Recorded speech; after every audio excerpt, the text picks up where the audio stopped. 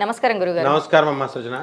గురుగారు, మాఘశుద్ధ పౌర్ణమి యొక్క విశిష్టతని, మరి పౌర్ణమి ఏ రోజున వస్తుందో తెలియజేస్తారు? మనకి 2024 సంవత్సరంలో ఫిబ్రవరి 24వ తేదీన మాఘ పౌర్ణమి వచ్చింది. ఆ రోజు శనివారం. దీన్నే మహామాఘీ అని అంటాం. అలాగే ఈ రోజున సింధు స్నాన పుణ్య ఫలం అంటే ఏ నదిలో చేసినా, ఏ జీవ నదిలో చేసినా సింధు నదిలో స్నానం చేసినంత ఫలితం మనకి లభిస్తుందన్నమాట. తర్వాత ఈ మహామాఘిలో ఈ పౌర్ణమి రోజున మనం కనుక జపం చేస్తే ఒక సంవత్సరం చేసినంత జప ఫలితం ఈ ఒక్కరోజు చేసేస్తే వచ్చేస్తుంది ఈ పౌర్ణమి రోజున. అది విశేషం. చాలామంది మంత్రాలు తీసుకుంటారు, జపాలు చేస్తారు. వీళ్ళందరికీ కూడా ఫలితాలు ఈరోజు వచ్చేస్తాయన్నమాట. తర్వాత ఈరోజు జపం కనుక చేసుకుంటే. అలాగే ఈ పౌర్ణమి రోజున మనము సముద్ర స్నానం చేయాలి కంపల్సరీ. అధికమైనటువంటి ఫలితాలు ఇచ్చేటటువంటి రోజు. అలాగే సతీదేవి ఈ రోజున పుట్టినటువంటి రోజు. అంటే పార్వతీదేవి, సతీదేవి అంటే. అందుకే శ్రీకాళహస్తిలో స్వర్ణముఖి నదిలో మనకి స్నానం చేస్తే ప్రయాగ త్రివేణి సంగమంలో కూడా స్నానం చేసినంత ఫలితం వస్తుంది. కాబట్టి భక్తులందరూ కూడా ఎవరి దగ్గరలో ఉన్నటువంటి నదుల్లోకి వెళ్ళి, సముద్రాల దగ్గర ఉన్న వాళ్ళు ఇంకా అదృష్టవంతులు, కంపల్సరీ వెళ్ళి స్నానం చేయండి ఈరోజు మర్చిపోకుండా. అలాగే మనకి ఈ మాఘ పౌర్ణమి యొక్క ఎలా వచ్చిందంటే, మనకి నక్షత్ర మండలం ఉంది కదా, పైన బోళ్ళని కోట్ల నక్షత్రాలు ఉన్నాయి. దాన్ని బట్టి చంద్రుడు ఏం చేస్తున్నాడు, భూమి చుట్టూ ప్రదక్షిణాలుగా తిరుగుతున్నాడు. బాగుంది. ఆ మార్గంలో, ఆ తిరుగుతున్న మార్గంలో అనేక వేల కోట్ల నక్షత్రాలు ఉన్నాయి. ఆ మార్గాన్ని మన ఋషులు ఏం చేశారంటే 27 భాగాలుగా డివైడ్ చేశారు. 27గా డివైడ్ చేస్తే ఆ భాగాలు ఇంచుమించు అన్నీ కూడా సమానంగా ఉంటాయి. 27 భాగాలు. ఒక్కొక్క భాగానికి ఒక్కొక్క పేరు పెట్టారు. ఆ భాగంలో ఎక్కువగా కాంతివంతంగా ఉండే నక్షత్రం ఏదో ఒకటి ఉంటుంది, ఎక్కువ బ్రైట్గా వెలుగుతూ ఉంటుంది. దాన్ని బట్టి ఆ భాగానికి ఆ పేరు పెట్టారు. సపోజ్ కృత్తిక బాగా వెలుగుతుందనుకో, కృత్తిక పేరు పెట్టారు. ఇప్పుడు మఘా నక్షత్రం, అందుకని మాఘమాసం అని పెట్టారనమాట. ఆ విధంగా వచ్చింది ఇది. అలా ఈ 27 భాగాల్లో మఘ ఒకటి అనమాట. మఘా నక్షత్రం, మాఘ మాసం. మఘ ఎలా వచ్చిందో చెప్తా. ఇందులో 5 నక్షత్రాలు ఉంటాయి ముఖ్యంగా. ఇవి ఎలా ఉంటాయి, పల్లకి ఆకారంలో ఉంటాయి.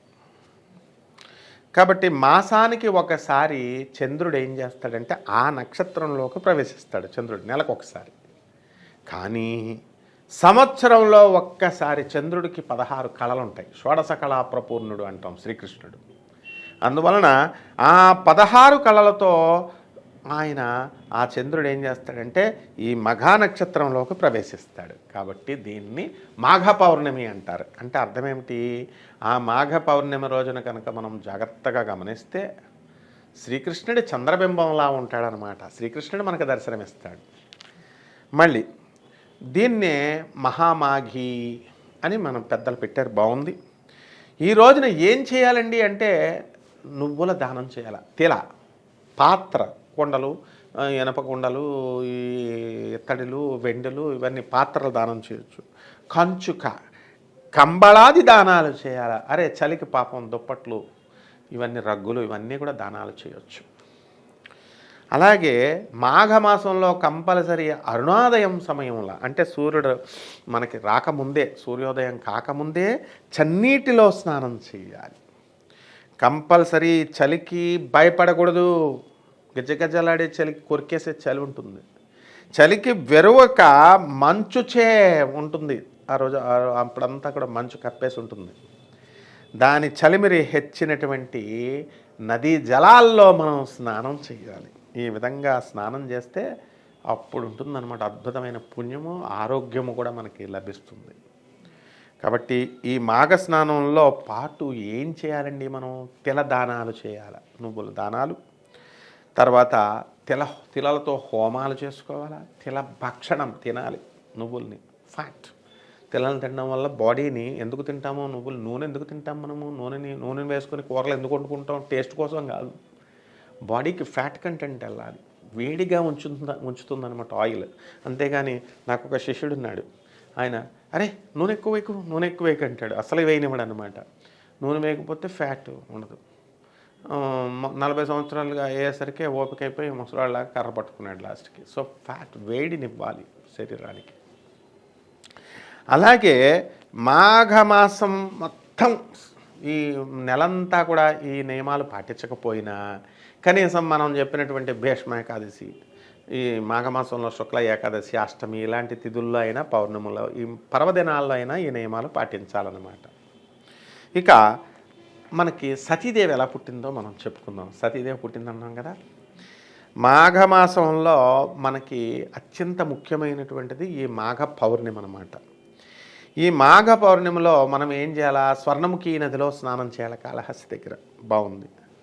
రామేశ్వరం వద్ద సేతు ఉంది కదా, శ్రీరామచంద్ర ప్రభు కట్టింది. అక్కడ రత్నాకరం మహోదల సంగమ స్థానం ఉందన్నమాట. అందులో స్నానాలు చేయాలి. ప్రయాగలో త్రివేణి సంగమం, గంగా, యమున, సరస్వతి, కాశీకి దగ్గర ఉన్న అలహాబాద్లో అక్కడ వెళ్ళి స్నానం చేయాలి. మాఘ పౌర్ణిమ స్నానము చేస్తే ఏంటండి మాకేంటి లాభాలు అని అడుగుతారు జనం. మహాపాతకాలు నాశనం అయిపోతాయి. అంటే కొత్తగా మటర్లు చేసి నేను చేస్తానండి అంటే కుదరదు. నీకు తెలుసో తెలియకో గత జన్మల్లో చేసావు. అవి మరి వాళ్ళని తొలగించుకోవాలి కదా, నల్లిఫై చేసుకోవాలి. అది స్వామి చూసుకుంటాడు. నువ్వు వెళ్ళి ముందు నదుల్లో స్నానాలు చేయి. అది తర్వాత ఈ మాఘ పౌర్ణమి రోజున సతీదేవి ఏ విధంగా పుట్టిందంటే పురాణంలో చెప్పబడినటువంటి కథ. పరమేశ్వరి అయినటువంటి పార్వతీదేవి దక్షిణావర్త శంఖపు ఆకారాన్ని తీసుకుంది. అంటే మనకి శంఖాలు ఉన్నాయి టీవీల్లో ఇప్పుడు బాగా ప్రచారాలు. ఇప్పుడేంటి 20 years బ్యాక్ నుంచి ప్రచారాలు జరుగుతున్నాయి. దక్షిణావర్త శంఖం అంటే అది కొనుక్కుంటారు, ఇంట్లో పెట్టుకోండి, మీకు సకల శుభాలు జరుగుతాయని. అసలు దీనివల్ల వచ్చిందనమాట. అమ్మవారు ఆ రూపం ధరించింది. దక్షిణావర్త శంఖపు ఆకారాన్ని ధరించి సరయూ నదిలో, సరయూ అంటే ఎక్కడది? మనకి అయోధ్య దగ్గర ఉన్నటువంటి శ్రీరామచంద్ర ప్రభువు ఉన్నటువంటి ఆ సరయూ నదిలో కాళింది మడుగులో ఒక పద్మంలో ఈ శంఖం వెళ్ళి అక్కడ పడిందనమాట. ఆ పద్మంలో పడింది ఆ శంఖం. శంఖంగా రూపం మార్చుకొని ఆ పువ్వులో పడింది. అక్కడ దక్ష ప్రజాపతి ఉన్నాడు. ఆయన ఏం చేశాడు? సరయూ నదిలో స్నానం చేస్తూ ఈ పద్మంలో ఉన్నటువంటి ఆ శంఖాన్ని చూశాడు. చూసి ఏం చేశాడు? అది దక్షిణావర్తమై ఉంది.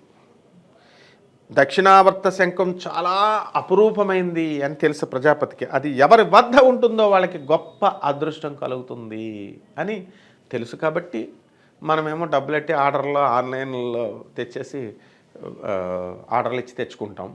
ఓ సంవత్సరం ఉంచుకుంటారు, ఒక 6 నెలలు. మనకి సూట్ కేసు నిండా డబ్బులు రాలేదని ఆ శంఖాలను గోళ దగ్గర పెట్టేసి లేదా నదుల్లో వదిలేస్తారు మన వాళ్ళు. ఆయన అలా చేయలే. అది పట్టుకెళ్ళి ఏం చేశాడు? ఆ సంగతులు తెలిసిన వాడు కాబట్టి దక్ష ప్రజాపతి ఆ శంఖాన్ని సేకరించాడు. దాన్ని పట్టుకున్నాడు, ఇలా ముట్టుకున్నాడు అనమాట. ఇలా పట్టుకొని భద్రపరచుకోవడానికని ఇలా చేయి చాపి అందుకోపోయాడు.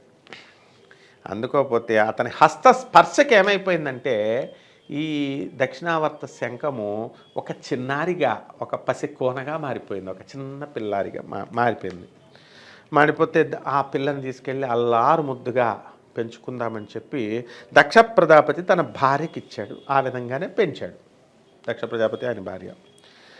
ఆ బిడ్డే మన సతీదేవి, సాక్షాత్ మన పార్వతీ తల్లి అనమాట.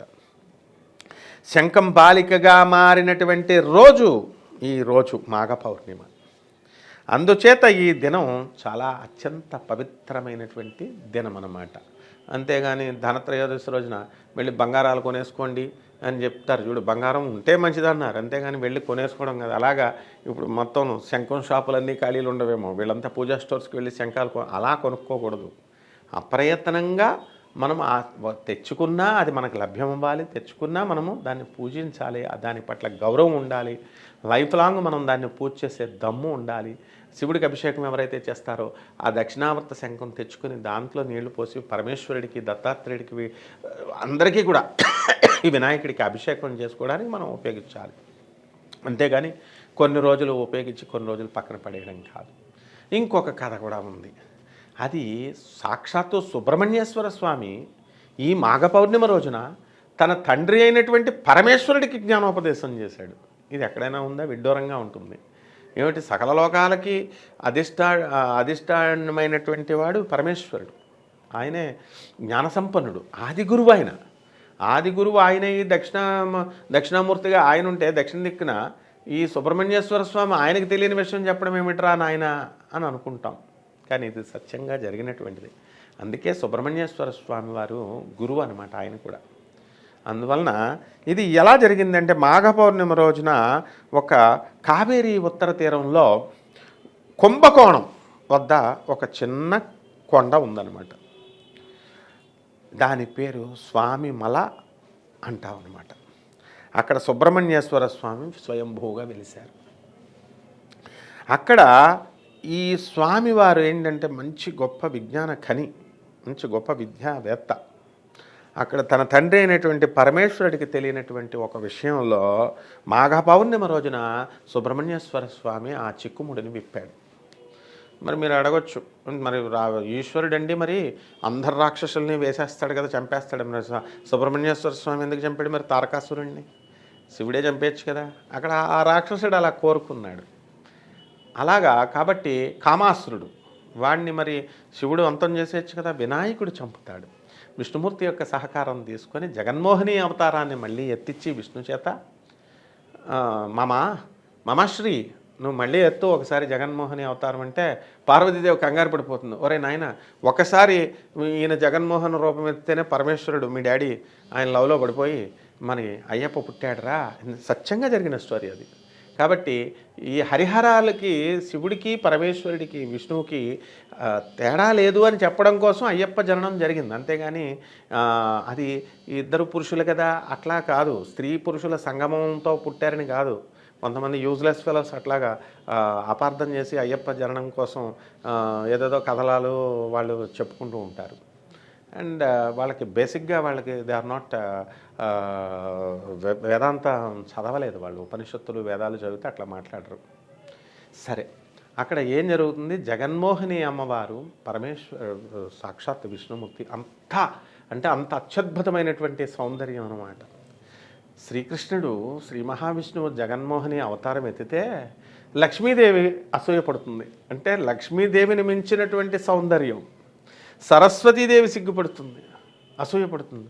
పార్వతీదేవి తన అన్నే కదా, పార్వతీదేవి ముసిముసి నవ్వులు నవ్వుకుంటుంది తన సోదరుడని. తన సోదరుడు ఎంత అందమని. అంటే నారాయణ స్వరూపుడే లలితాంబిక, రామో లలితాంబిక అన్నారు. అంత అందంగా ఉంటాడు. ఆయన మళ్ళీ ఎత్తమంటాడు వినాయకుడు. ఒరే నాయన, అప్పటికే అంత అనర్థం జరిగింది, మళ్ళీ ఇప్పుడు ఈయన వెనకాల ఎవరు పడతారో ముందు నువ్వు పడిపోతావేమో చూడరా నాయన లవ్లో అని అంటుందన్నమాట. అంటే సరే భయపడుతుంది పాపం ఎవరు, లక్ష్మీదేవి. కానీ స్వామివారు జగన్మోహిని అవతారం ఎత్తుతారు.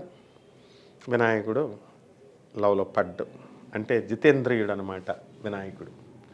కాబట్టి అప్పుడు శబాస్ అంటుంది లక్ష్మీ తల్లి, శబాస్ వినాయక, నువ్వే చంపగలవురా అని. అప్పుడు ఏం చేస్తాడు? జగన్మోహిని ఆ జగన్మోహిని మాతకు పుట్టినటువంటి వాడే ఈ కామాసురుడు, తన కొడుకే అనమాట. ఆమె ఆ కామం నుంచి ఉద్భవించినటువంటి వాడు, శివుడికి కామం నుంచి పుట్టినటువంటి వాడు. కాబట్టి ఆ పువ్వులతో, ఏం పువ్వులతో? సంపంగి పువ్వులతో బాణాన్ని, మన్మథ బాణాన్లాగా ఆ పువ్వులతో బాణం ఇస్తాడు. ఆ బాణంతో వేయగానే కామాసురుడు చచ్చిపోతాడు. కాబట్టి శివుడు చేయలేని పనులు కూడా ఉంటాయి వరాల ప్రభావం వల్ల. ఆ విధంగా ఈ యొక్క సుబ్రహ్మణ్యేశ్వర స్వామి వారు ఈ మాఘ పౌర్ణమి రోజునే తన తండ్రి అయినటువంటి పరమేశ్వరుడికి చెప్పాడు. కాబట్టి తండ్రికే గురువు అయ్యాడు. కాబట్టి ఇక్కడ ఇది గుర్తు చేయడం కోసం ఆ గుడిలో కుంభకోణం దగ్గర ఈ మహా ఉత్సవం జరుగుతుంది ఈ రోజున. అలాగే కుంభకోణంలో ఒక కోనేరు ఉంటుందమ్మా ప్రతి గుళ్ళో. 9 పవిత్రమైనటువంటి నదులు భారతదేశంలో, గంగా, యమున, గోదావరి, సరస్వతి, నర్మదా, కావేరి, కృష్ణ, కుమారి, పయోషిణి అనేటటువంటి ఈ 9 నదులు కూడా మాఘ పౌర్ణమి రోజున ఆ కోనేట్లోకి ప్రవేశిస్తాయి. తర్వాత కుంభకోణంలో అందుకని వెళ్ళి వాళ్ళు స్నానాలు చేస్తారన్నమాట. ఆ తర్వాత ఈ మహామాఘ మాసంలో మనకి ఏమండి మరి కుంభకోణం వెళ్ళలేమండి అంటే, మనకి తూర్పుగోదావరి జిల్లా దగ్గర ఉన్నటువంటి దక్షిణ కాశీ ద్రాక్షారామం ఉంది. అక్కడ మనకు ఒక కోనేరు ఉంది. ఆ కోనేరులో కూడా 7 గోదావరులు కలుస్తాయి. అంత ఇది ఎంత పవిత్రమైనదో ఈ యొక్క కుంభకోణంలో ఉన్నటువంటి ఈ యొక్క తీర్థం కూడా అంత పవిత్రమైనది. కాబట్టి మనం అందరూ ద్రాక్షారామం వెళ్ళండి చక్కగా ఈ రోజున, లేదా కుంభకోణం వెళ్ళిపోండి. వెళ్ళి చక్కగా మీకు దగ్గరలో ఉన్నటువంటి నదులకు వెళ్ళండి, స్నానాలు చేయండి, ఉపవాసం చేయండి. ఆ రోజున చక్కగా పౌర్ణమి రోజున ఎవరి మంత్రాలు వాళ్ళు, ఒక దేవుడికే చేయాలని లేదు, ఎవరి మంత్రాలు మీ గురువుల దగ్గర ఎవరి దగ్గర అయితే తీసుకున్నారో ఆ మంత్రాలన్నీ కూడా జపం చేయండి, సిద్ధి కలుగుతాయి. ఈ రోజున బ్రహ్మాండంగా ఆ శ్రీకృష్ణ పరమాత్మ యొక్క కరుణాకటాక్షం, ఆ పరమేశ్వరుని యొక్క కరుణాకటాక్షం సంపూర్ణంగా వీళ్ళపైన పడుతుందమ్మా. అలాగే గురువుగారు, మాఘశుద్ధ పౌర్ణమి యొక్క విశిష్టతని, మరి పౌర్ణమికి ఉన్న ప్రత్యేకతను, ఆ రోజు చేసుకోవాల్సిన పూజా విధానాన్ని కూడా చాలా చక్కగా వివరించారు గురువుగారు. ధన్యవాదములు. ధన్యవాదాలమ్మా.